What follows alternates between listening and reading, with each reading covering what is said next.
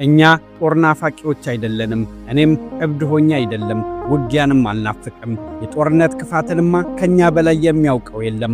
አሜሪካ የጦርነትን ብትር ሁሉ አስተምራናለች። ከመሬት ተነስተን አይደለም አሜሪካን ጦር ለመግጠም የፈለግነው።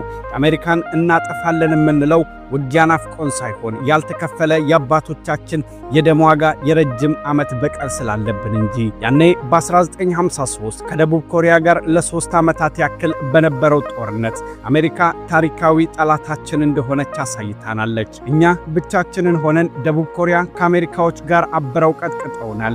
ያላደረሱብን ጉዳት የለም። አንድ የነበረን ቤተሰብ አለያዩን። አንድ የነበረን ሀገር ለሁለት ከፈሉን። በኮሪያ ጦርነት ወቅት አሜሪካ ለደቡብ ኮሪያ ግዛ ሁለተኛው የዓለም ጦርነት ላይ እንኳን ያልተጠቀመችውን ያክል 635,000 ቶን ቦምብ በሰሜን ኮሪያ ላይ አዝንባብናለች።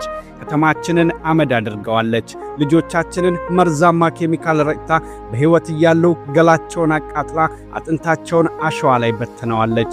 አሜሪካ ለእኛ ታሪካዊ ጠላታችን ናት። የክፋትን ጥግ አሳየችን። ሕፃናት ያለ ቤተሰብ እንዲቀሩ አደረገች። ቀባሪ ያጡ አስክሬኖች መንገድ እስኪዘጉ ድረስ በጦር ጀት ከላይ ሆና በቦምብ ቀጠቀጠችን።